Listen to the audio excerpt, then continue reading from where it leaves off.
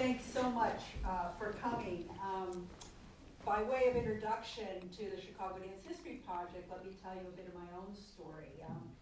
My first glimpse of the richness of dance in Chicago came 20 years ago in 1995. I was a newly tenured professor at Northwestern with broad interests in 20th century theatrical performance and very special interests in the history of modern dance.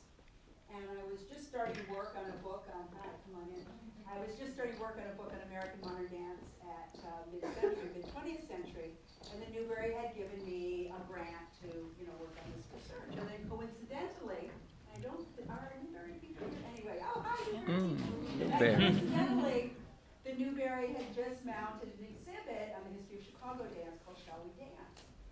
And as soon as I started touring that exhibit, I went, come on in, please. Yeah. Projects? Yeah, come on in, please sit. So as soon as I started touring the exhibit, I thought, I'm not writing about American modern dance at mid-century. I'm writing about modern dance in New York City at mid-century. And then it became so vivid. What I think I recognized before intellectually, but hadn't viscerally realized, that so often dance historians write this history of what we call American dance, but it's a history that obscures the dance histories outside New York. And then I realized, oh my God, I'm totally complicit in this cover-up. So that's been my story for the last 20 years, okay? So I had the realization, I didn't really know exactly what to do with it, but it was very clear that there were fabulous resources like the Midwest Dance Archive at the Newberry, which is very underutilized, like the Chicago History Museum. I do remember seeing a Ruth Page exhibit there many years ago, like the DuSable Museum. They had a fabulous exhibit on Club de Lisa a while ago, Chicago Public Library. So there is these amazing resources here. And in a way, those collections, I don't want to say pale, beside the richness of the embodied memories of all the dancers in the community, and that there's so much history there that we still need to uncover. So not until Ginger Farley invited me to dinner in fall of 2013 that I realized that some others had the same feeling that I had, that we were living, that there was this incredibly rich history within us and among us, or that, and that needed to be told, but no one person could tell it alone. And obviously, I certainly couldn't. And I'm just telling you my own story now. Each member of the kind of organizing committee for the Chicago Dance History Project can tell you their own story. And I know everyone here has their own story. Let me quickly. So we had these dinners, and then it became clear that we really had to do something, and we all couldn't walk around with our individual realizations that there was this rich dance history that wasn't being told. So came together Ginger Farley, who's executive director of the Chicago Dance Makers Forum, Zach Wittenberg, who's a dance writer right here. I'm sorry, I'm not accustomed to like having lights on me. A dance writer and also communications manager at Hubbard Street. Liz Liebman, art historian, is still part of our committee right there. Is Michael Kramer here yet? No, okay. Michael Kramer, an American historian who also writes on dance and other public humanities. So we all have these other lives and these other commitments, and we realized that none of us could really dedicate the time it would take to try to make this project work. So luckily we found Jenai West. Who's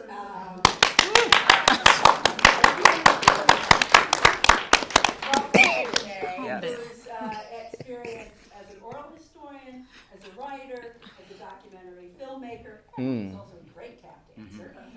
So we lured her from New Haven to Chicago to really head up this project and to help us try to really make it happen. So let's do a true welcome now for Jenai. All right. A real welcome.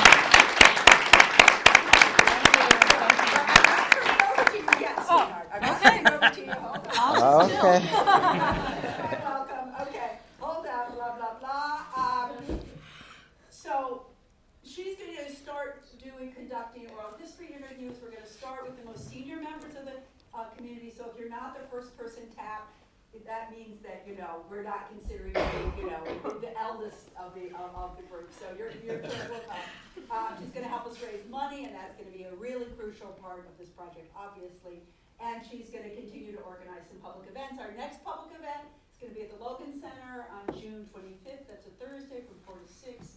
We're going to have a panel of folks talking about very different ways that Chicago dance is being archived. So that's what I want to say, that none of this is going to happen unless everyone comes to the, what do I want to say, figurative dinner table at Ginger Farley's, and, really helps us make this happen. So, and now I am officially turning to Jenai to introduce our panelists tonight.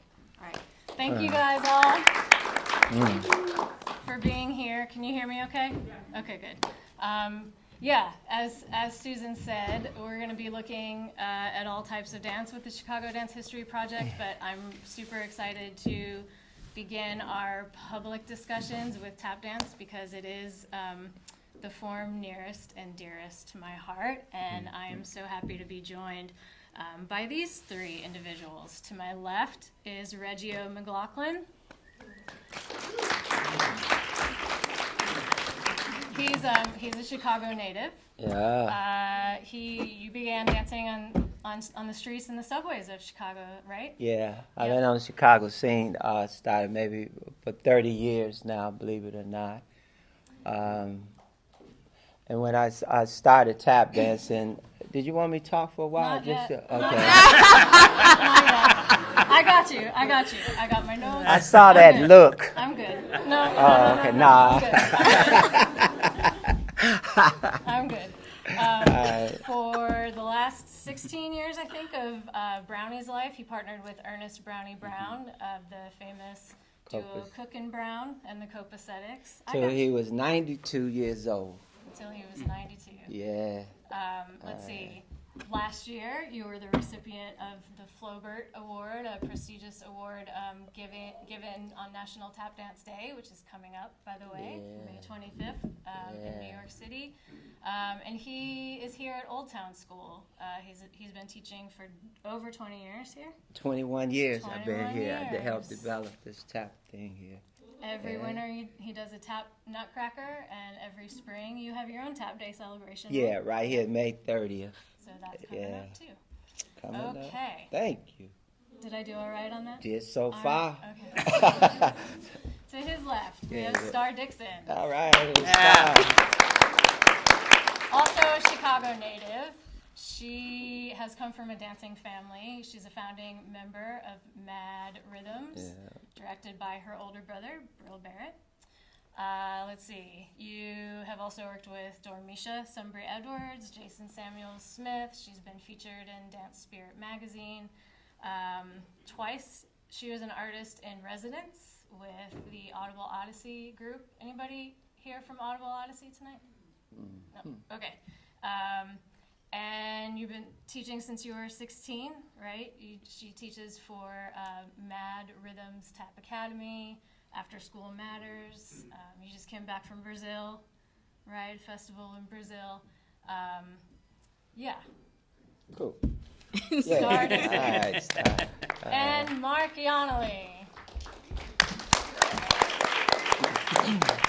Mark's a Kansas City boy, but he's been in Chicago for the past 12 years. 12 years, is that 15. right? 15. Yeah. Excellent.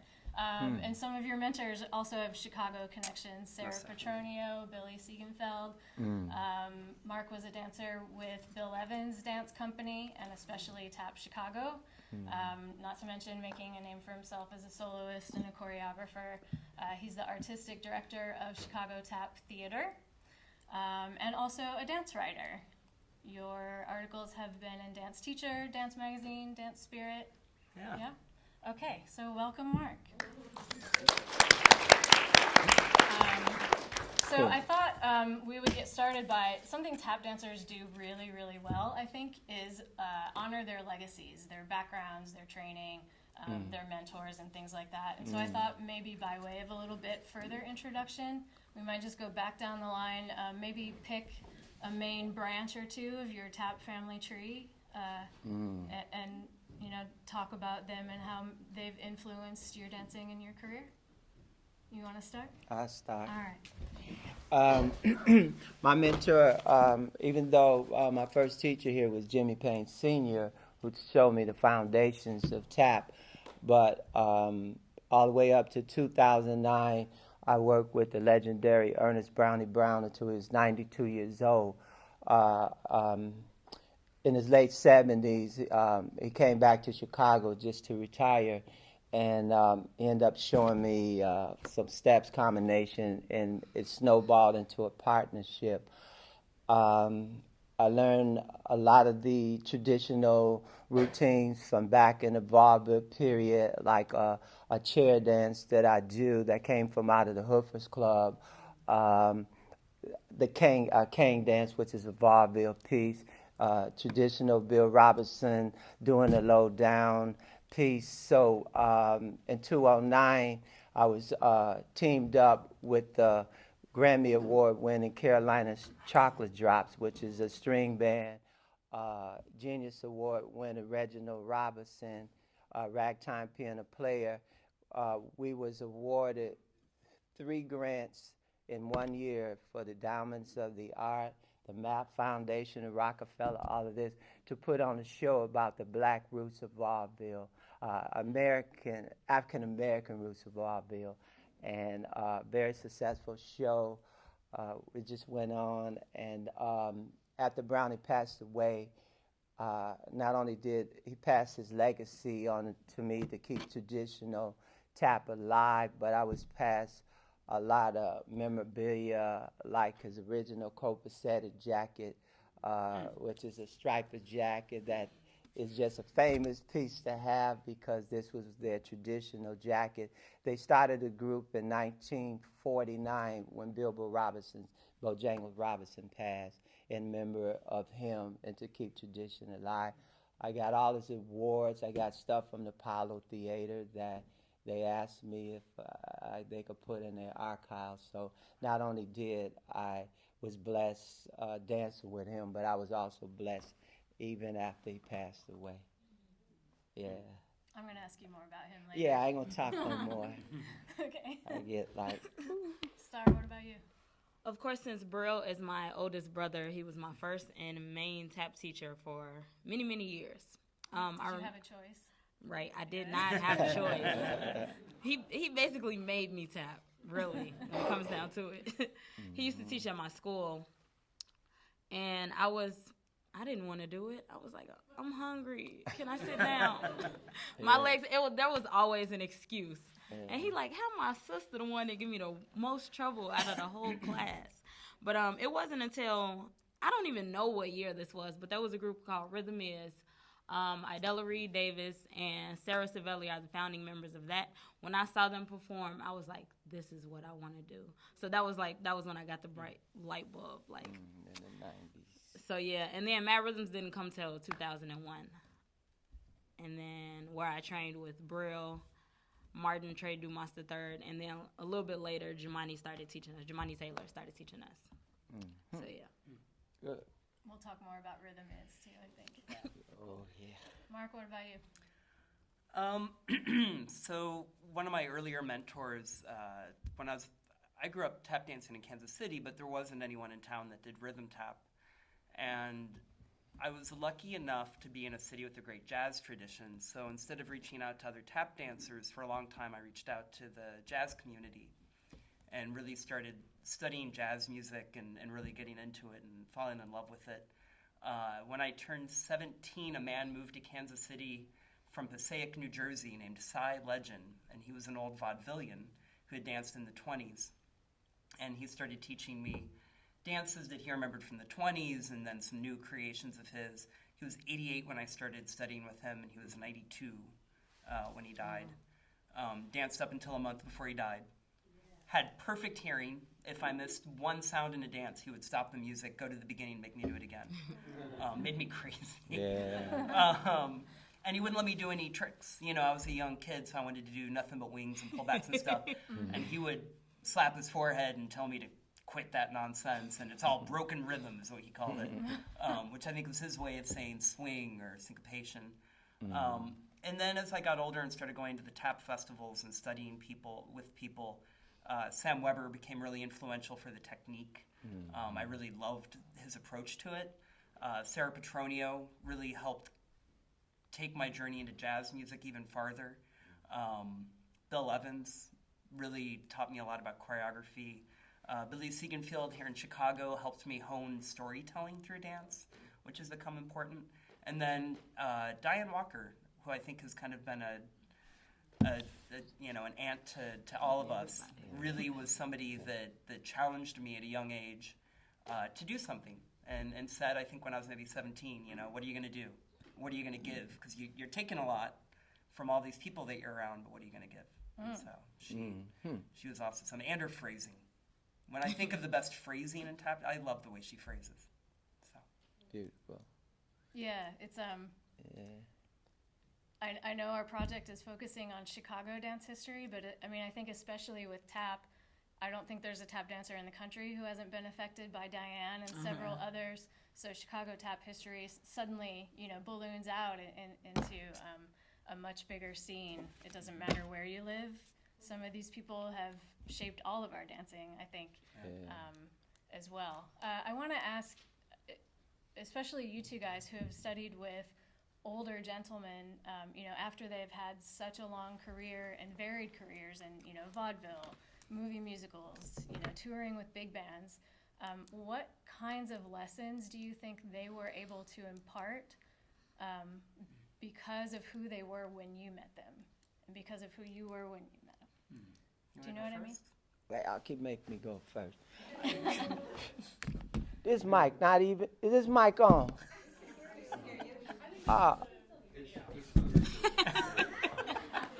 Yeah, I was wondering why it's in my face and you don't hear nothing. How's that? All right, cool. Mark, can you help me out by flipping that one on? It don't have to be on. There we go. All right, good. You're the last one who needs a mic. Attitude, right? Ask me that question again. So, I think this one is wired, so I don't. Oh. Okay. Can you hear me? Mm-hmm. Okay. So, what do you think? What kinds of lessons was Brownie able to impart because of who he was by the time you met him? A number of lessons, and not only as a tap dancer, but just as being a man. Period. It was a type of man from a different era where I think people say, now that's a real man, a gentleman and different things. I appreciate that. One thing he told me, he said, Reg, I think the tap dancers, the dancers nowadays in general are too spoiled and very spoiled. He said, whichever condition the floor was in when we was performing, that was what you had to dance on, whether you like it or not. And because of that, I didn't care what I danced on. I danced on it. You know what I'm saying? The other thing about these dancers that I like, they were mean. Just mean. Because they didn't BS you about things. Either you had it or you didn't have it. And they never told me that I had a step if I didn't really have it. And when they say, you got it, that's it, you walked out like, I got it, man. I'm the man. You know what I'm saying? It really meant something. Yeah. And I like that. I like the loyalty because he and I stuck together until he passed. And it hurt me one day in my heart when somebody said to me, I thought when you learned everything you could for him, you would walk away like, I got it all. And that really hurt me because he was so loyal, and I stuck with him all the way until the very last drop. And I learned a loyalty from being with him, and stuff. So I like the quality that he bestowed on me as a person and a character. And all of that went into your dancing and your character, not just on stage. You learn the whole world is a stage. So not I could do that on the stage and also in the world off the stage. That's what I like. Yeah. What about you, Mark? Well, my answer's not going to be that deep. That was nice, Reggio. I think from the older people that I got to work with, two of the things that leap out to me. One would be patience. I think when you're a young artist, you kind of want to do everything at once. You want to tap fast all the time. At least I did. And that's one of the things I remember is really jamming for one of the first times with one of my mentors there, and them kind of pulling me aside and saying, you don't have to do everything you can do in 4 bars. And if you do, it's exhausting for us. That not only is it for you, but as a viewer, I don't want to watch that. I want to, give me a sense. And that was the other thing with structure. I feel like the old guys, when they put together their set or even an individual number or a longer kind of view, it was always thinking about, does this have a beginning? Does it have a middle and an end? Does it have peaks and valleys? Does it take you on a journey? And every jazz solo should have a story. Every time we dance, there should be something we're saying with what we're doing. Correct. Yeah. What about hanging out with them at festivals? I mean, festivals have grown quite a bit, and we'll talk about that some more too. But I came up a little bit later, and Star's even younger than me. But and so I didn't get a lot of one-on-one time with these guys, but I did hang out with them backstage and sat at festivals and stuff. Do you remember any of them ever? Because they were teaching all the time, right? Live. Do you remember them any like one-liners or stories that you heard backstage or? Keep moving. Keep moving. No matter what, he'd always say, keep moving, man. Just keep moving. So I kind of like that. I even have a little song where the times are good, bad, happy, or sad. Still got to dance, keep moving.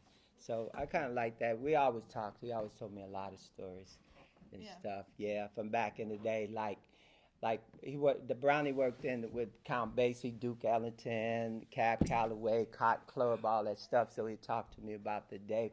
So one of the things that was always funny to me, he would say, like, when the guys in the band, like with Duke Ellington, if they wanted to have some fun with you that night, they would play your music too fast. And you'd be like, come on, man, what y'all doing? Slow down. Then if they want to have some more fun, they might play it too slow.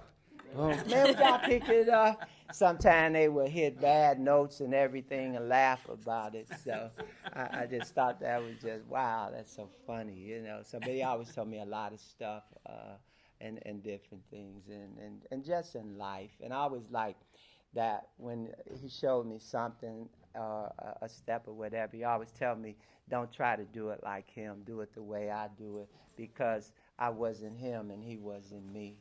So there you go. That seems like another blanket lesson that's passed down through tap dance. Do you? Yeah. One way or another. Yeah. All tap dancers and tap teachers find a way to say that. Yeah. In their own way. Yeah. Cool. So talk to me about Chicago. Like you started dancing professionally in the 80s. What was the scene like here? Well, it was a dance that nobody did no more. They thought I was crazy for even wanting to learn to do a tap dance. Or something nobody did anymore. There was no opportunity. You go to an agency, they'll turn you around at the door like, tap dance, man, nobody do that no more. Get on, hit that door, get out of here. So you end up making your own opportunity. Was out in the subway dancing, you got the boom box. I went through a lot of stuff. I had to walk the road alone many times to get to this point. If I met a nice young lady like that, like you, and you took me home to your parents, they take you home to their parents, and they say, well, what do you do for a living? Oh, I'm a tap dancer. Oh, boy. What do you mean you a tap dancer? Yeah, that's what I do, because I was proud of it. I'm a tap dancer. That ain't no job. That's a hobby, recreation. They look at the daughter and be like, give her that look like, you better be trying to find somebody who going to school to be a doctor, lawyer, or something like that. So you end up, yeah, I think it's time for you to go, kind of a thing. Yes, I have a lot of great stories and stuff. I could just go on and everything about it. But yeah, these are the kind of obstacles. So the obstacles to me came in many forms and many fashions. But the saying go, just keep moving, man. So now I could just tell you very rich stories in all the countries we've been and stuff like that. We'll get there. Don't Yeah, worry. we'll get there. Next. Well, okay. So Mark, what about you? Why Chicago? And then what was it like when you got here? Sure. Before I came here, I was teaching at Oklahoma City University. I created the Rhythm Tap program for them. And I love the university. I love the faculty. I love the students. I did not love Oklahoma City. It was tough. There's not a jazz club in that city, or at least there wasn't in 99. Okay. And I had gotten an offer by Bruce Stegman to come and dance with ETC, which at that point was just about the only tap company in Chicago other than Rhythm Is. And for me, I had seen them when I was younger at like tap festivals, and I always thought, wow, it's a great company to be a part of. So I moved here to dance with them, and literally the first rehearsal, Bruce Stegman announced to the company that he was moving to Nashville to take over casting and choreographing for a cruise ship company. So I moved here to study with him because he was a really great teacher, and I thought I'd learn so much from him, and he left the day I got here. Quit my job. So I continued with that company for a couple years. And I kind of felt like there were things that I wanted to try to do and to say with tap dance that I didn't necessarily see too many people doing at that time. Like already, I really wanted to tell stories with tap. I wanted to maybe try exploring some rhythms or emotions that weren't typically associated with tap. I wanted to do a sad tap dance or a melancholy or a sexy or I didn't, most of the time I felt like I either saw things that were kind of just happy or I saw things that were purely about the rhythm and the music. And I loved both of those, but I felt like there were so many other modalities that tap could exist within. And I thought, well, I could try to do that. But, when I moved to Chicago, there were some great people already working. Rhythm Is was inspirational to me, too. I thought they really were one of the hippest companies ever. I think they're maybe only the second or third all-female tap company that ever existed. I was looking that up. I know there was another one in New York. Yeah. Barbara Duffy's. That's it, Barbara Duffy. And then there was one in Austin, Texas, before Tapestry that ACO was a part of. Okay. But yeah, Rhythm Is was cooking. And, I remember when I first moved here that Brill and I had connected in New Mexico. And he and I connected, and he said, hey, I'm thinking about starting this company. And I was like, I'm thinking about starting a company, too. So it was just an exciting time because I think there were a lot of people coming up, and everyone was trying to do something new and different, and we were all kind of checking out each other's work and hiring each other. I think the second or third show we ever did, Mad Rhythms came and performed. Were you? I don't know if that might have been. You would have been so young. Yeah, that would have been 2002, I think. Don't even tell me. If we did it, I was there. I bet so. Yeah. So yeah, that's what brought me here, and then Chicago Tap Theater kept me here. Right. Okay. So then, by the time you were coming up, things were kind of cooking here. Yeah. Yeah. And so, what was that like? There still wasn't that many tap companies, but it was starting to be more than there were. Back in his day. You older than me, you know that. But it was cool that I didn't actually take tap like super duper serious until Mad Rhythm started. So it was good that there was a place that I could go that would teach me everything I needed to make it into a career, because I didn't know about people being tap dancers for a living, but my brother definitely showed me that, because he's never had any other type of job in his life ever. And I'm like, that's the route I'm going. I do not want to get a 9 to 5. No, thank tap you. Dance. Yeah. So I just want dance jobs only, and that's what I've been doing. So Mad Rhythms has really brought me up and paved the way for me to be able to be able to do what I'm doing. Yeah. Yeah, and I think Chicago is kind of a microcosm again of this country for sure. You know that you know I don't think I can count all the tap companies on one hand anymore. I mean, at least here, you know. So that to me signifies how much things have grown in such a short amount of time. Because there's really only like a 6-year age difference between you two. Yeah. Or 60. That's my buddy. Yeah, everybody. You know, we all work together. We cross paths together and stuff like that. And we call ourselves a tap family because it's not a lot of us out. And tap dance is a true and a very unique American art form, you know.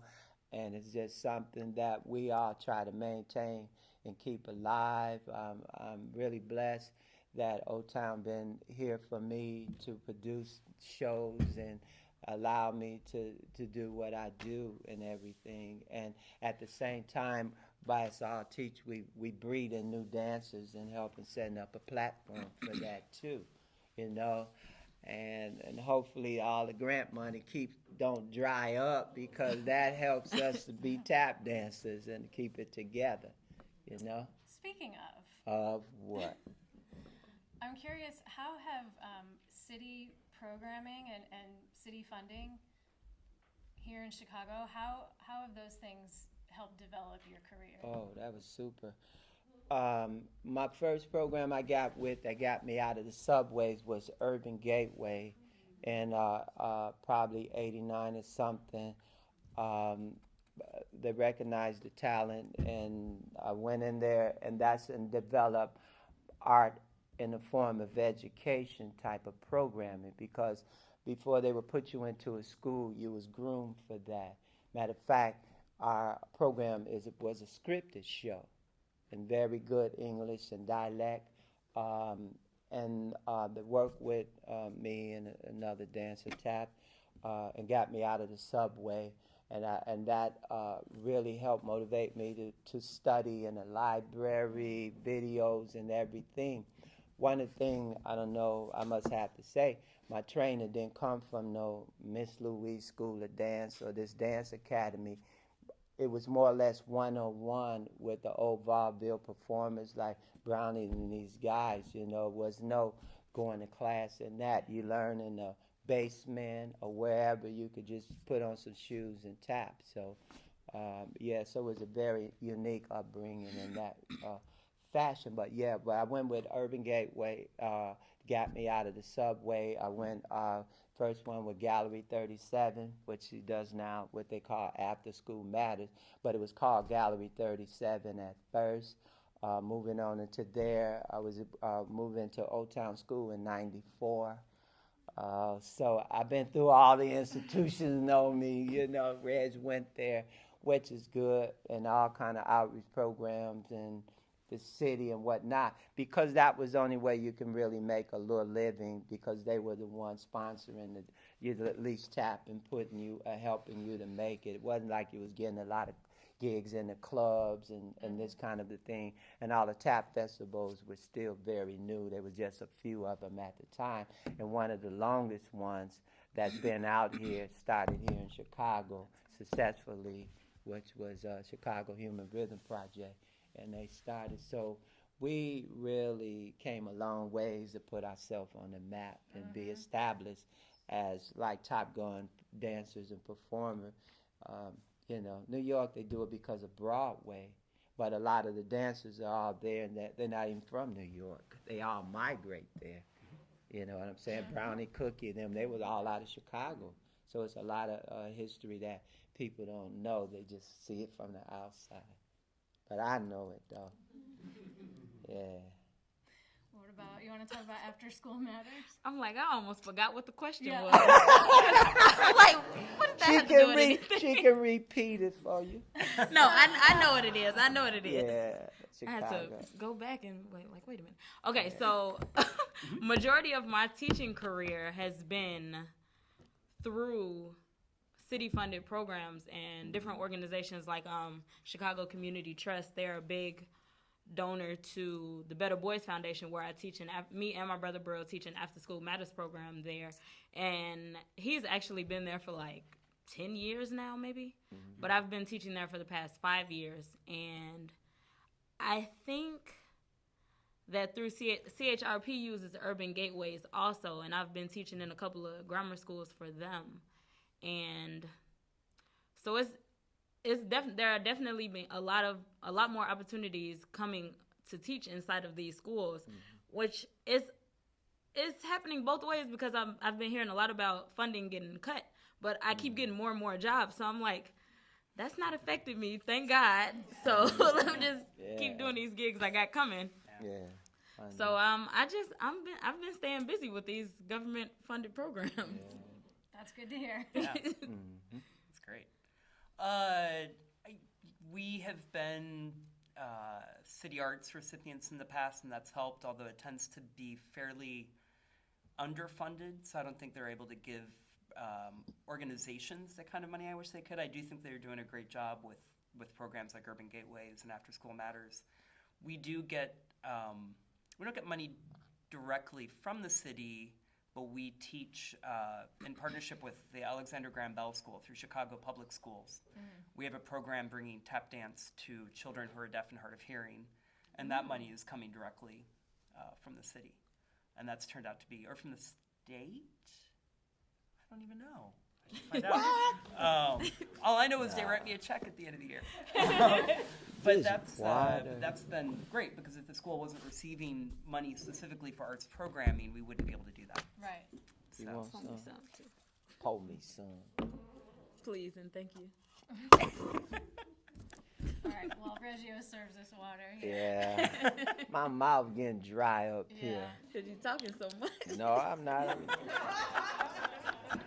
That's on us. I think we I'm need doing to what get I some was elbows. brought up here to do. Wasn't I brought up here to talk? So here I am. So You talk want to some me. water? Please, thank you. Here, take this. Thank you. Thank you, Reggio. All right. So we talked a little bit about, what tap education is like today, thanks to you guys who are all teachers.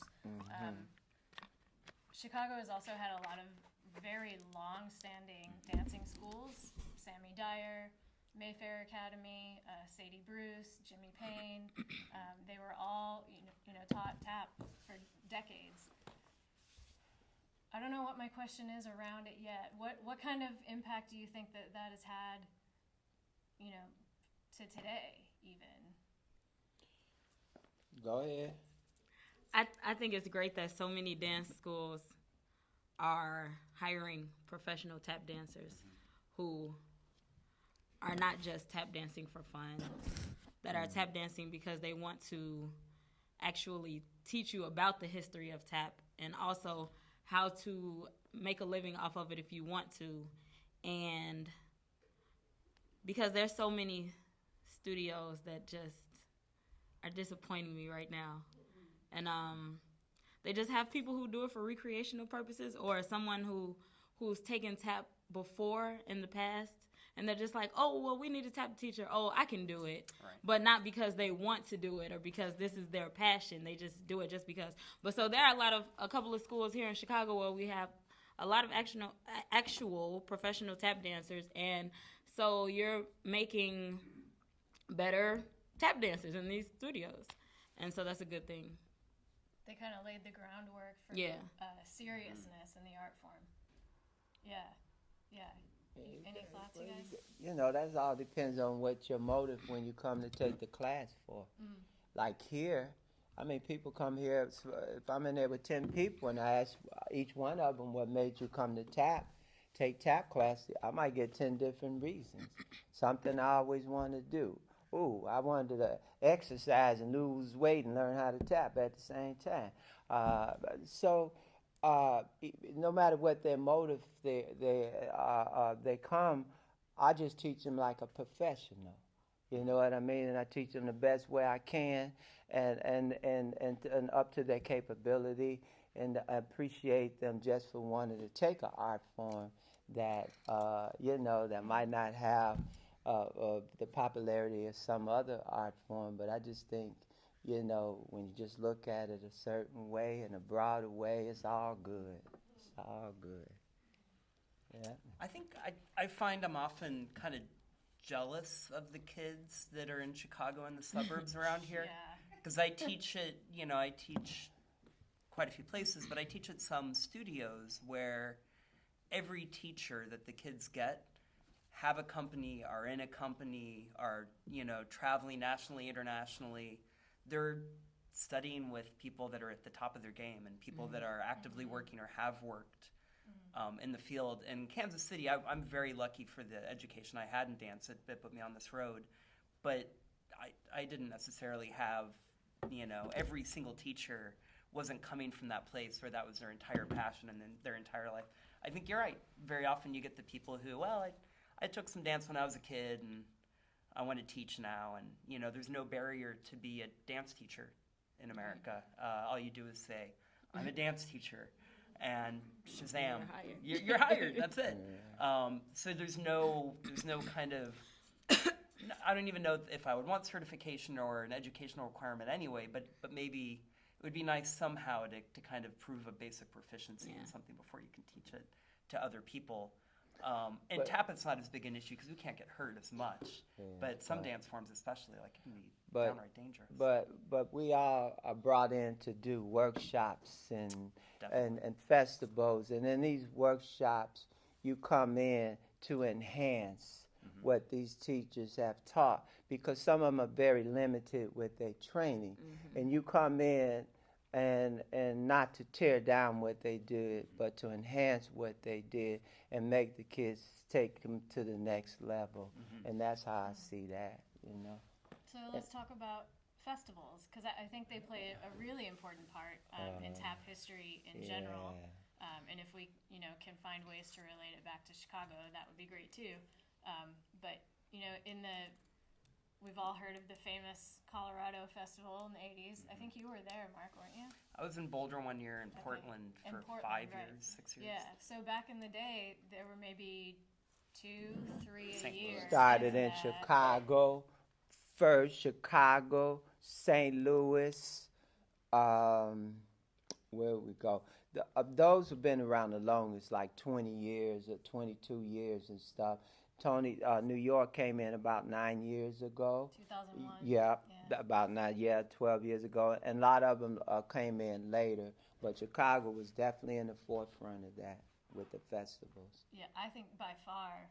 Oh, CHRP without a is doubt. The longest running festival in history, right? But it did start in Portland, in Colorado. Yeah. Who did you meet there? Oh my gosh! Back then it was amazing because you would show up and in a room you'd have Buster, you'd have Jimmy Slide. Sorry, use full names. I remember I was in Portland when Honey Coles and Charlie Atkins reunited for the first time in I think 15, 20 years. They hadn't seen each other, and they had gotten them both to come up, and we were all waiting in the classroom. And I think Honey was there first, waiting, and we all knew that these two gentlemen hadn't seen each other in decades, and they had that amazing partnership. And they hugged and a little tears, and I think everyone in the room was crying. Leonard Reed would be in back then. Steve Kondo, certainly. I mean, it just was mind-blowing because all the people that you look up to, and I hate to say worship, but I would say kind of worship, really, I mean, it was like going to church, right? Yeah. Jimmy Slide being the most Buddha figure I think that any dance form could ever have. I remember every single word he said, you just wanted to write it down and make a book. Because they were so few and far between. Yeah, well, that too. I had a conversation about golfing with him once, and it was mind-blowing. He was talking about swing and golf, and it's all about the swing, and I just was like, whoa. It is all about the swing. Go ahead, Reggie. I want to just enhance the guys that he's mentioned. These are like our forefathers that tapped before us. Charlie Atkins went on as a tap dancer to be the choreographer for Motown. So some of the steps you see in The Temptation are some steps we do from out of tap and different dances. Honey Coles was original copacetic, like Brownie. It was 21 of them all together, and they were all tap dancers, but they kind of laid the groundwork, and you still see routines of that they created that we carry on today. And Jimmy Slide, a very amazing dancer, and we call him Slide because he slide when he dance, and they say, "Slide, Jimmy, slide." Yeah, so, yeah, these guys were all part of our forefathers that we looked up, and they kind of helped us along to keep it going. So that's a little, in case you didn't know who he's talking about. And to both represent the women and tie it back to Chicago, Jenny Lagan, Chicago native. She was the first woman to dance with Bill Bojangles Robinson. On film. And she lived to be in her 90s also. She just passed not too long ago, and just a beautiful person. First female tap dancer to dance in pants. First African American woman to have a dancing contract. Yeah. $1,250 a week when she was in her teen years. Yeah. It's pretty good for what, probably 30s, early 30s, late 20s? Yeah. I think maybe you guys know more about this than me. She told me a story about dancing with the Count Basie Orchestra when it came through town, and she was like 13. They put her at the end of the chorus line, and she was still too small to fit into any of the costumes. And that's how the pants thing started. They put her in a boy's costume. It's amazing. Yeah, at the end of the line. Yeah. Any, I was thinking about Jimmy Slide or any of the other words of wisdom from the masters we've been talking about that stick in your head. Like, Mark, you talked about the swing. I had one. Yeah, go for it, please. I think maybe the only sentence Jimmy said to me, like, directly, where it was just the two of us, we were backstage, he goes, "Man, you gotta make the easy stuff look hard and the hard stuff look easy." Yeah. And that was like, 10 years of lessons and distilled into one sentence for me, right? But it was that kind of stuff. Yeah. So I guess, besides the studio, besides putting your shoes on with Brownie or whatever, how did the history come to you? And what, was it backstage in the dressing room? Was it on stage? Was it in the... You get it all kind of ways. Yeah. You have to read the books that the other dancers put out. At the time, at the library, they had a very extensive collection. You had to go look at videos and documentaries. And with Brownie was always word of mouth of him passing stuff. And I really liked it because it was very first-hand information, because sometimes he would see something or read something, and he would say, "Hey, man, that's not true. See what he got in this book? That's not true." And the reason why I know it, because I was there when it happened. So I kind of like that. They kind of help edit out things that were just written from the author's point of view, who didn't understand exactly what was happening. And so, I like that. And he told me a lot of things. He even danced in blackface and the whole works. So, yeah. So, just tell you about life. Yeah. It's life. Our tap dancing is our life.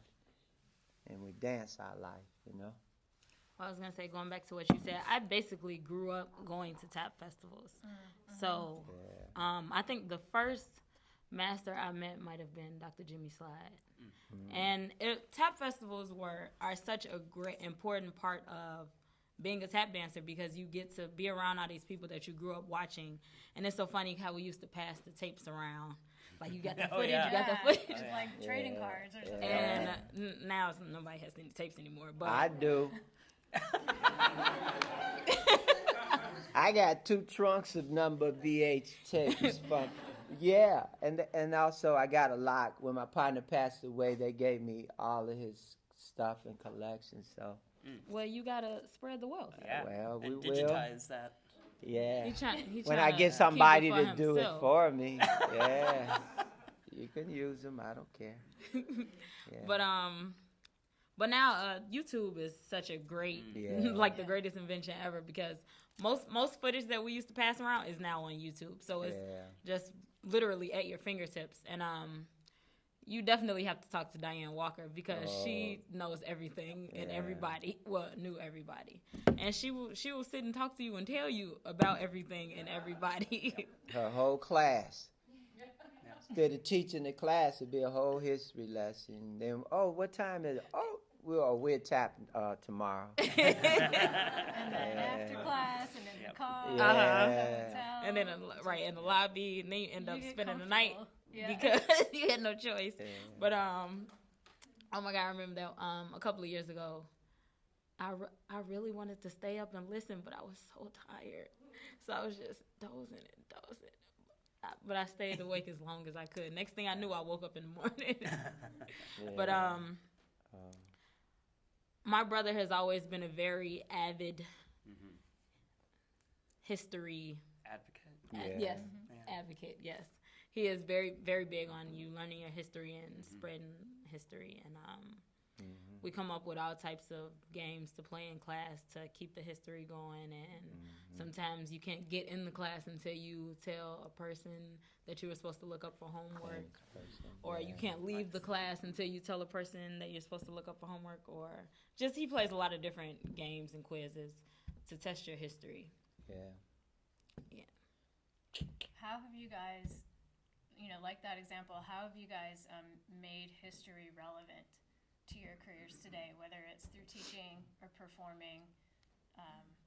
What aspects of it, and how do you impart that information? It's necessary in the class, because if not, a person dancing become very hollow. They don't have nowhere to reach from in here, and you got to give them somewhere to reach from inside their heart to be able to apply the feeling and the passion to what they're dancing. Especially when you are dancing and you're interpreting a soft shoe or a dance, sometimes you got to tell them where it came from, who was the choreographer, how it was inspired and stuff. Then they have something to reach from in their heart and their mind when they do the step. If not, it's just dry, no feeling, no emotion. So you also have to apply that to give them the emotion to go with that. So that's how you have to use it. Yeah, you got to use it. Yeah, I think it's really important to have a context when you dance. I think if all you're learning is technique, it is kind of a hollow experience. And I think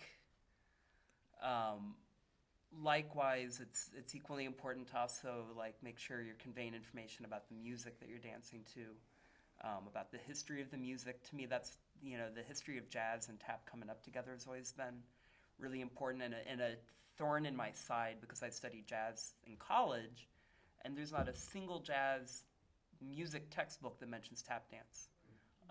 And yet, if you read any memoir by any jazz musicians, or if you talk to jazz musicians, they all have stories about playing with people. Miles Davis mentions Baby Lawrence and Groundhog in his memoir, in his autobiography. Chet Baker mentions tap dancers in his memoir. So I think that's another kind of important piece of that puzzle. But I also think we need to know our tap history, because we need to know whose shoulders we're standing on. Yeah, there's a lot of people who lived through some pretty crappy times and had to go through a lot of indignity and unfair treatment, either because of race, gender, and they did it anyway, right? And they worked their butts off, and they dealt with it, and they elevated our art form. And so when we put our tap shoes on, I think we kind of owe it to them to honor what they went through. Jane Goldberg once said, "You studied the history of tap dance, you're studying the history of America." And I think that's kind of what you're hitting on there, in a way too. Yeah.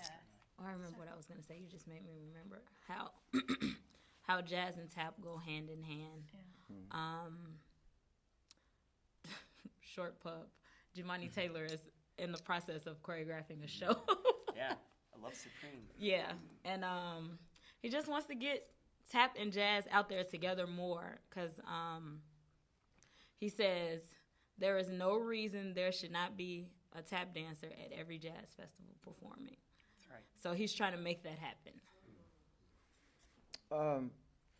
The difference is, like with the copacetic, the type of jazz that they had, all this was a jazz that came from out of the clubs, like a bar jazz and this, and when they swing dance and all of that. It's a whole different flavor and style versus the jazz that you see in class and you point your toes and all of that.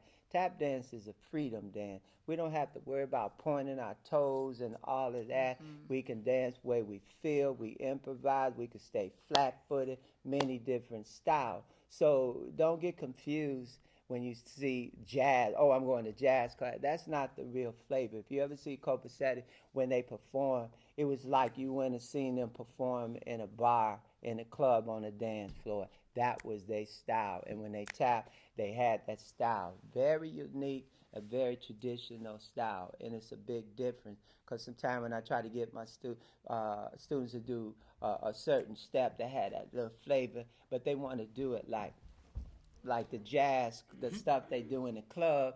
Or even if I taught at Ruth Page for a number of years, you bring in ballet dancers, then instead of having a jazz arm, they have the ballet arms where everything is like that. So it's a big difference, you know.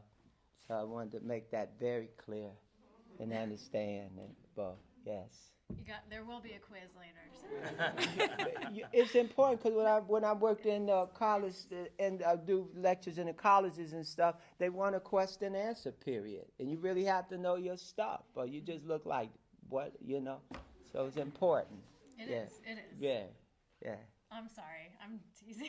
No, I know I'm the guy y'all mess with, so I'm taking it like a pro. No, I'm just playing. We all family. Go ahead. Any more about how the histories of tap dance and jazz music intertwine? Because I think that that is something we don't always get to talk about in these kinds of things, but it's so intrinsic.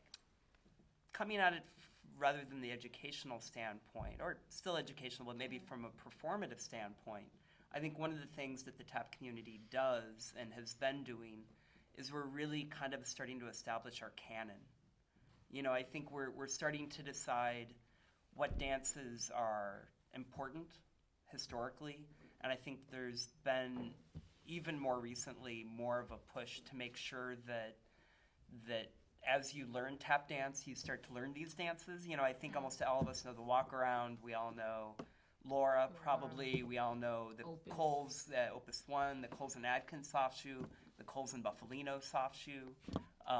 And one of the experiences that we recently went through, you know, part of what we try to do in Chicago Tap Theater is about every year or two we try to get at least one historical dance that we can present and kind of help to keep that alive.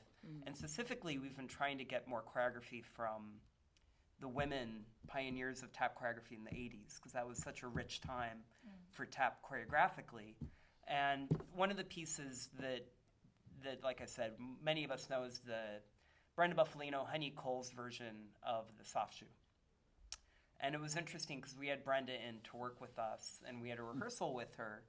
And I have done that dance for years, and I've done it with different companies. I did it with the Bill Evans Company, and we all kind of know the dance in a very specific way.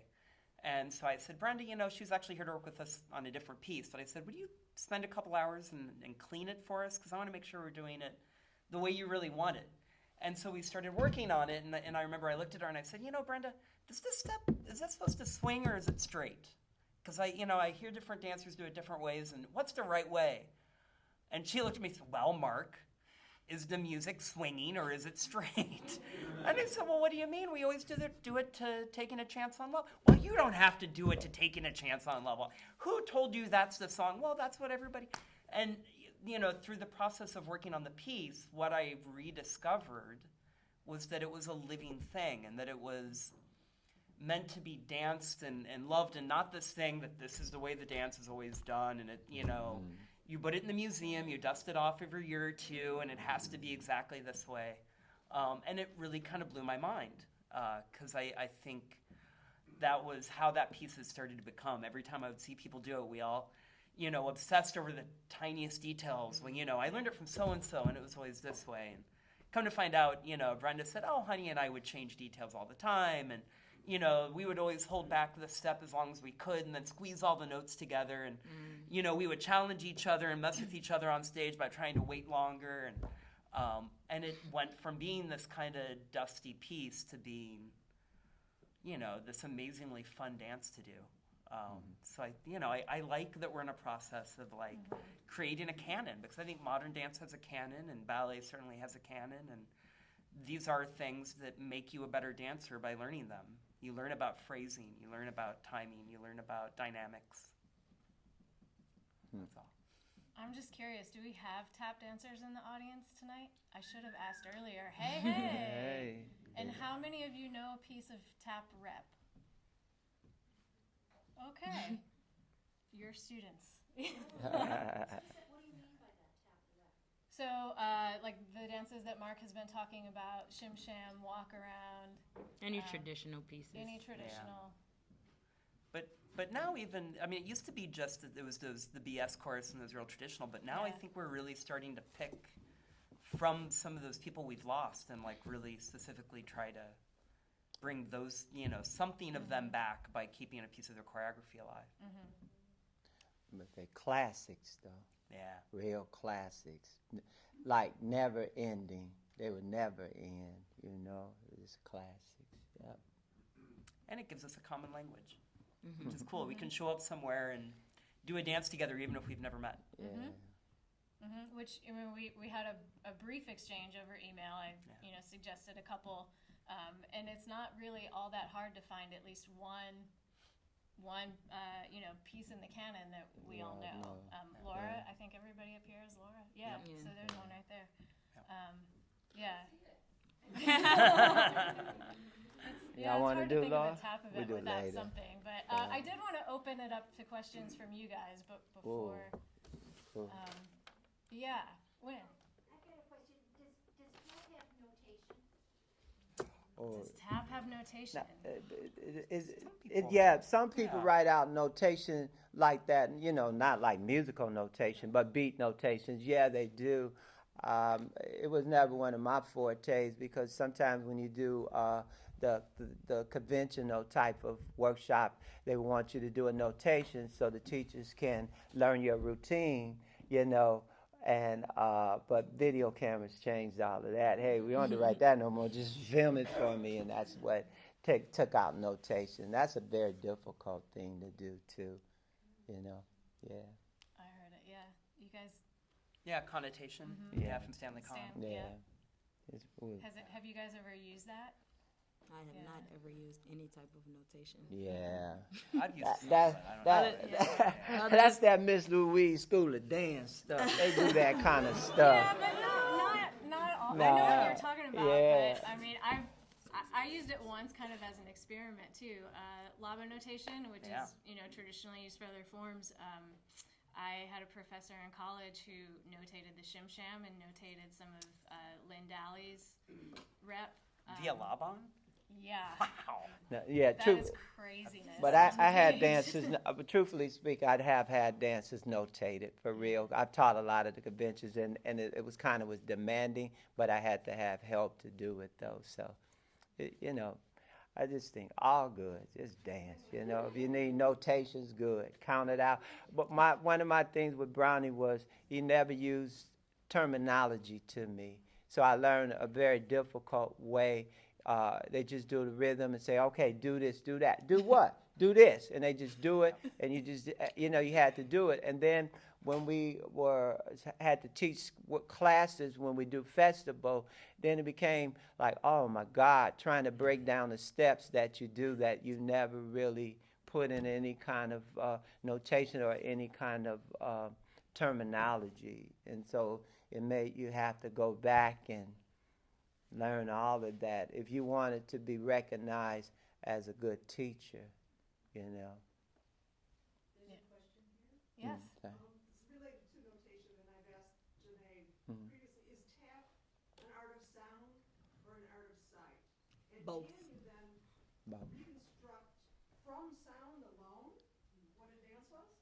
It's sound and motion is what it is, for one thing, like that. And we're visual art.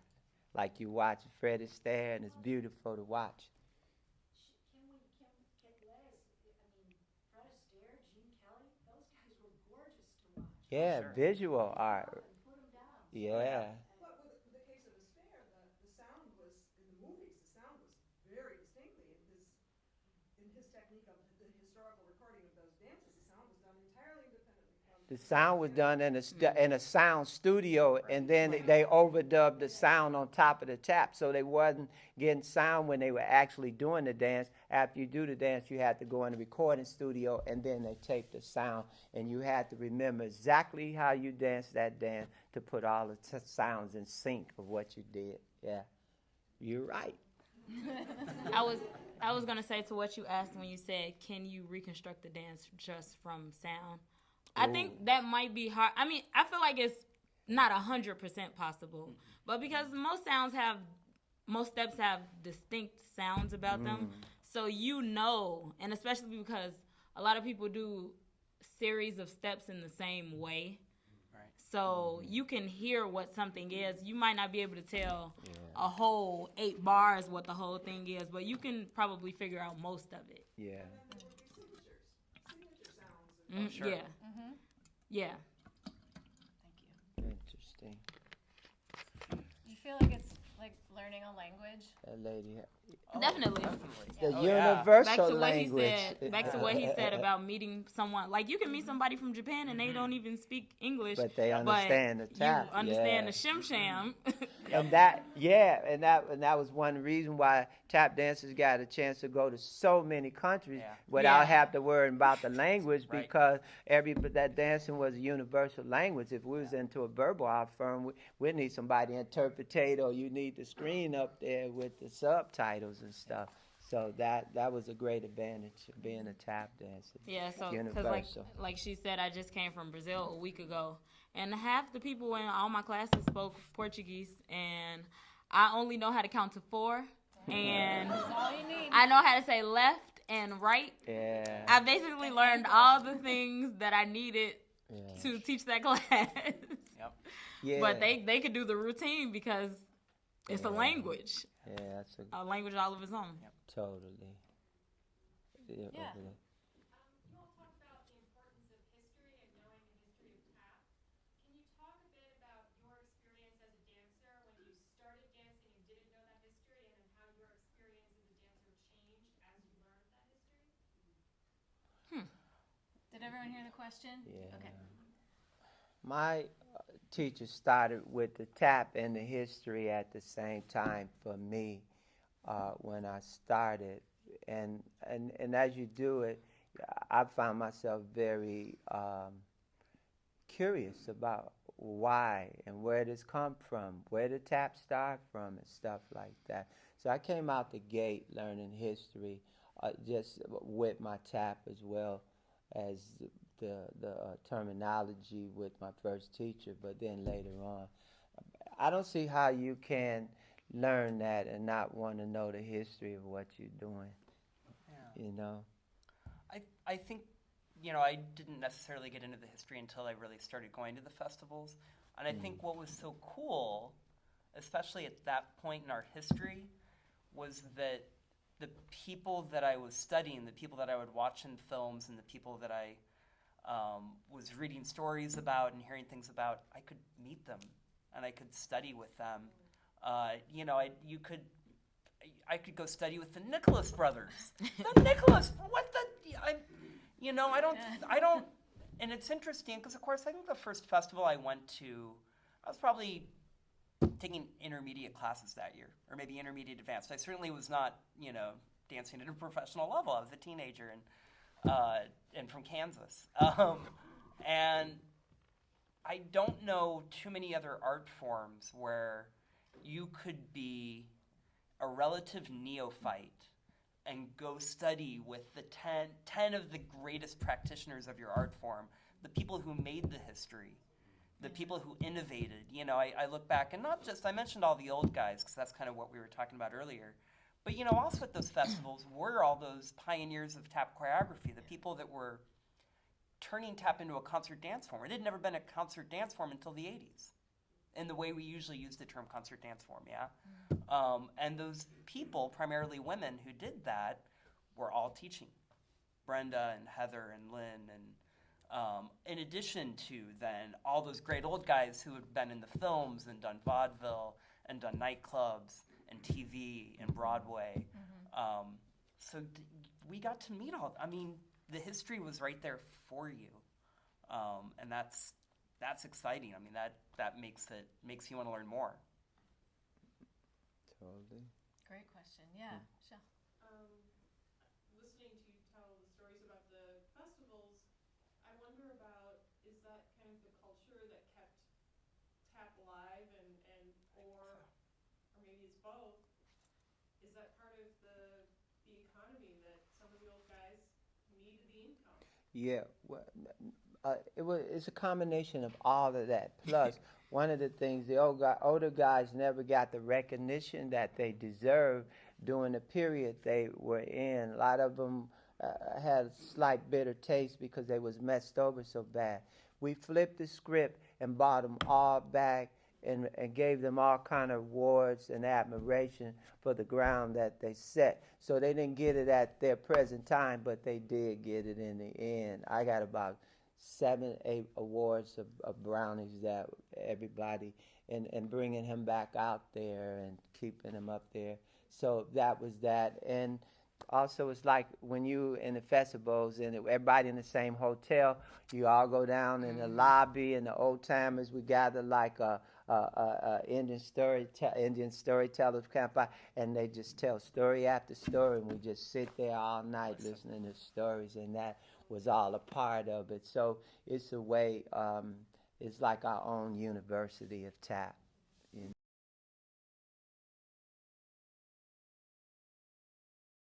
And then when Mad Rhythm started, that's when all the history came about. So now that I'm thinking, I never thought about it before, but now thinking back on it, it's just like, tap was just something to do. I knew how to do it, so I did it. But now it's like a lifestyle. So it's not only, because now I'm living tap. I'm not just doing it. You can go ahead. Nice. A nice way to put this. To kind of get back to what the whole purpose of this project is, to recapture the history of Chicago dance, how have the festivals changed now that some of the older dancers are passing away? And so how are you all helping to keep that history alive with some of the festivals and things of that nature? But doing the first, we do the routines that were passed down to us, and a lot of times I explain exactly where the routine came from, how it started. Like if I talk about the chair dance, I explain it was passed to me. It started in the Hoofers Club. Guy liked it, tap dancing so much they could go to this club and stay there 7 days a week, all night, but he couldn't catch you sleeping. So they'd just pat their feet and try to catch a cat nap. And this developed into a dance. So I tell the history of the dance and then go into the dance. Yeah. So that's kind of how we keep it alive, you know, and videos, pictures, you know. I learned the chair dance from you. The festivals that you were talking about, just being able to be amongst all these great people, does it feel different? Without them now? It's a little different. Yeah. There are still some legends that are living and being honored still. Yeah. So they're at the festivals, but it's just not as many as it used to be. Yeah. But they're in spirit there with us, though. Sure. We keep the spirit going, that's for sure, you know. And I think part of it is tap dancers tend to be fastidious, as Reggio said, about sharing where they learn things and you know where it came from. So it's being passed down, and hopefully it'll continue. I'm sure it will. Yeah. Is there a different kind of style or feel from tappers in Chicago than from New York or West Coast? Is there any kind of stylistic differences? It depends on your training, who you learn with. You know, you could go to New York and study and learn how that style there. Me, I didn't do. I went there and I did a lot of dancing, but I just like my style. My style came from a combination of Brownie, another flatfoot dancer out of Chicago named Bobby Ephraim, and putting it all together, you know. But when you see the dancers who all study up under the same teachers and stuff, they all dance alike. You've seen them one, you've seen them all. So I think variety is the spice of life, right? Yeah. A couple of years ago, not a couple, more than a lot of years ago, I don't even remember how many. And there was one year in particular that so many of us from Mad Rhythms auditioned for So You Think You Can Dance. And, of course, none of us made it to Vegas week. But Nigel said, "What is it with the tap in Chicago? All of you tap so fast." Yeah. Yeah. Huh? No, he couldn't hang. He knew better. He knew better. Yeah. But so I did a little like I was like, no, I can slow it down. So I did a little soft shoe type of routine. Yeah. What do you think, Mark? Stylistic differences?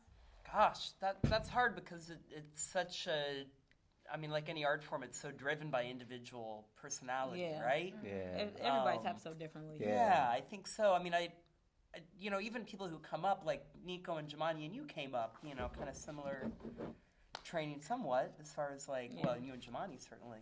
Yeah. But you dance very different. Yeah. It's all beautiful. I would say that there's a generational thing. I feel like the young tappers right now have a discipline. They work, you know, they hit the wood every day. They're just pushing it, and I feel like they're really taking the art form in a highly virtuosic direction that's really exciting to watch. I mean, it's really cool. Like you know, stars. I could watch Star Dance all day. I love you too, Reggio. Don't get me wrong. No, I do. But I mean, I've seen Star Dance recently, and it just I could you know, and same with Jamani and same with Nico, and I think you know one of the amazing things the kids have done, is that I'm not a kid anymore. I know. I've known Star since she was a kid. A small kid. Yeah. And Jamani. I knew Jamani when he was, you know. long hair. Yep. Don't tell him we told No. you. Don't Edit that out. Yeah. There's you know, I always felt like when I was coming up at the same time as Savion, I always felt like he really had the potential to be a Charlie Parker figure in our community, in that he took this art form that was already amazing and incredibly developed in so many ways, but I do think he kind of rediscovered or found a virtuosity within it that was new at the time. When you went to the festivals back then, nobody else did what he did. There were amazing artists doing amazing things, but he really had that kind of, he would come out and blow like Charlie Parker blew, and you would just kind of like, you know, you couldn't quite believe it. And I feel like now we're seeing in the same way that after Charlie Parker, there was a generation of tap dancers that came up, or of jazz musicians who came up, who worked for that. They knew that was possible, and they had the benefit of hearing him. And so I think, you know, these younger generation now, they've seen what the generation before them have done, and they've absorbed it all, and they've synthesized it, and they're watching everything on YouTube, and they're hitting the wood, and they are doing things on a technical level that are just pretty extraordinary. Yeah, but you could go a place and you be improvising your butt off, and you sweating, you flipping everything, and then you get through, and then somebody say, but can you do Singing in the Rain?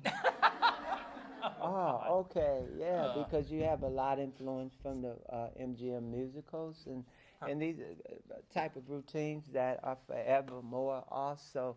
So you have to be more very, very well-rounded, you know, and stuff. I taught in the senior facilities in every place. I can't be like, come on, man, funk it up, y'all, and nothing like that, you know. They want to see a soft shoe. You know what I'm I'll pay saying? money So to you watch have that. to be very, very well rounded, Yeah. and I think that's very important. And sometimes I don't see that a lot of very well roundedness, you know, and what allows you also to be able to teach any level and anybody, you know, accordingly. All right. Someone had their hand up for a Yeah. long time back here. Last question. Sorry.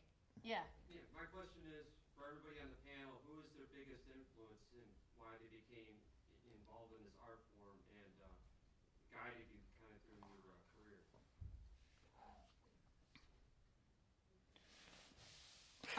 Well, I You guess go first. I would say Rhythm Is gave me the light bulb, but Brill Barrett is definitely my biggest influence. My oldest brother, in case you didn't hear me the first 10 times I mentioned that he was my brother. But yeah, because he's who I've been watching since I was born and knowing what tap was, and he was my first teacher and the first person I saw handle the business aspect of it, and the first teacher I watched to learn how to teach from. He's just been giving me all the tools I need. I think there's been a lot, but maybe Miles Davis. I'd say maybe because I don't think I had that experience that you guys had of maybe having that one singular person that you had so much time with. That's really cool. But Miles Davis, Miles Davis, Charlie. I was a bebop kid, right? Kansas City.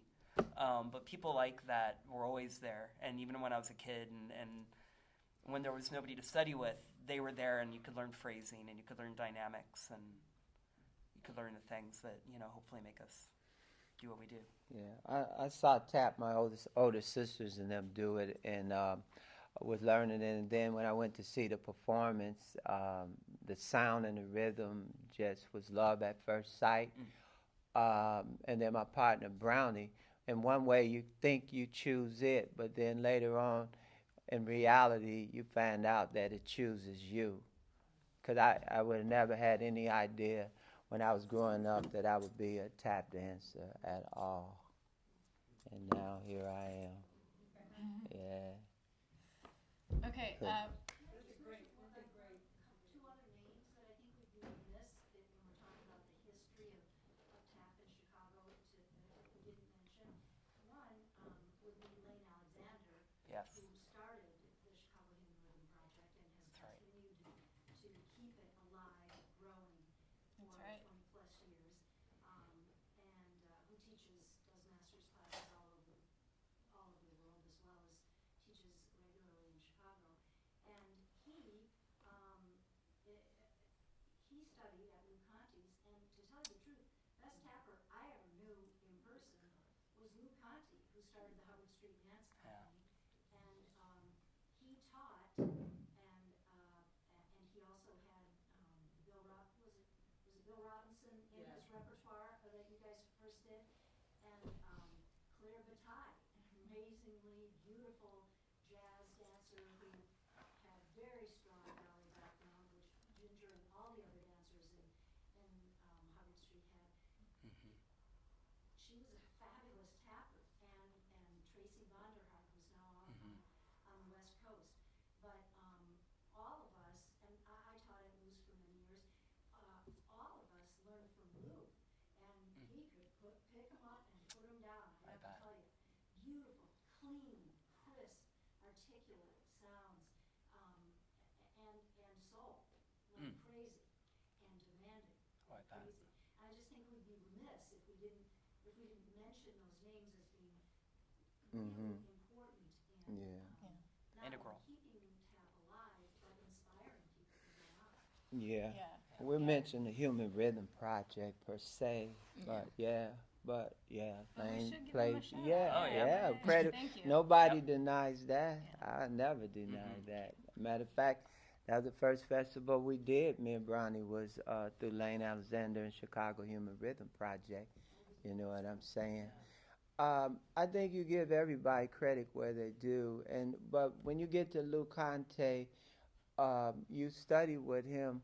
What would you say was his main forte as a dancer? Was he jazz, ballet, tap, or was he just jazz, or was he where do you put that at? Well, he taught and choreographed jazz Mm-hmm. with a very strong ballet influence Mm-hmm. and Yeah. foundation.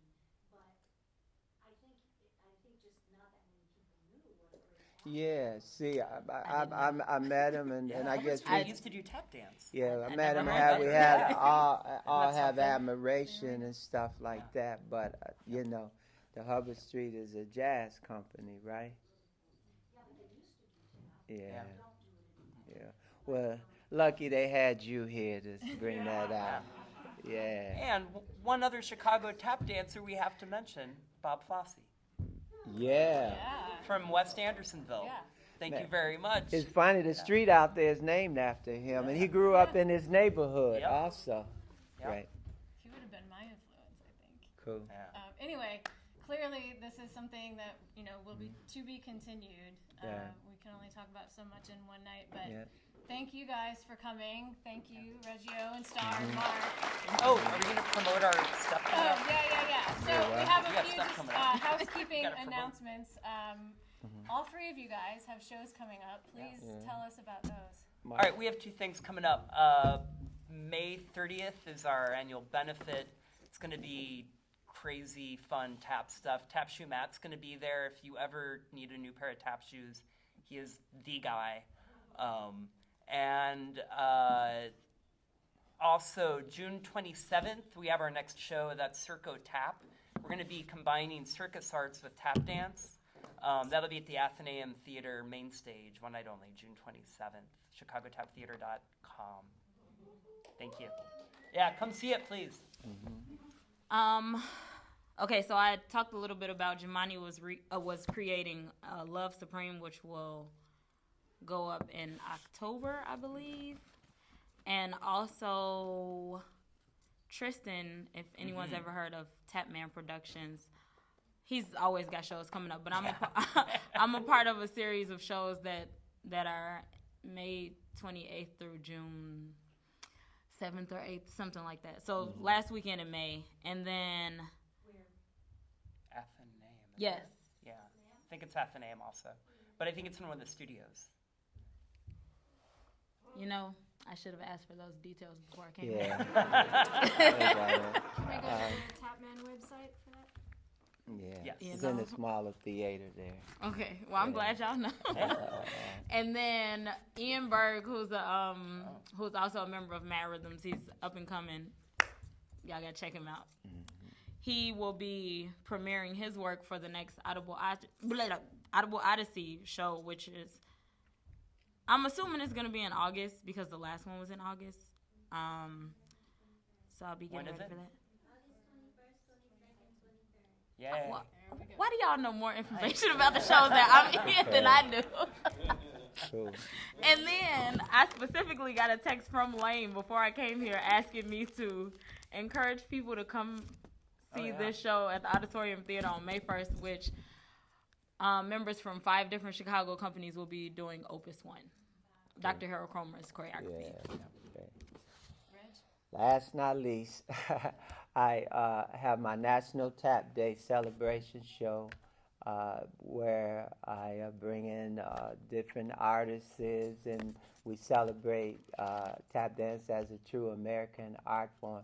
In case you don't know about National Tap Day, it was signed into law in 1989 by George W. Bush, the father, and it was signed in law, and we celebrated basically on May 25th, the birthday of Bilbo Jangles Robinson, to celebrate and to promote and to keep alive traditional American tap dance, okay? Yeah, and it's here. My show is National Tap Day is here, and I'm telling you all now, even though it's a month away, the tickets are practically all gone. So if you want to come, no, for real. So if you want to come, you're going to see a spectacular show. Spectacular. Yeah. If you want to see the Flowbird Award that you won last year, Oh. it's right downstairs. Oh, cool. The stairwell. Nice. I'm proud of that because when I first went to New York to study and went into a club they call the University of Tap in Le Car, everybody in the club outdanced me and wiped me out because I left Chicago because there was nothing nobody else could teach me here. So when I went up there, I thought I was the best. They all wiped me out, but the beautiful thing is about it is I went back to receive one of the highest awards in tap that people like Don O'Connor, Gene Kelly, Gregory Hines all got. I'm one of them now. He just dropped the mic in my mouth. He's like, I'm done.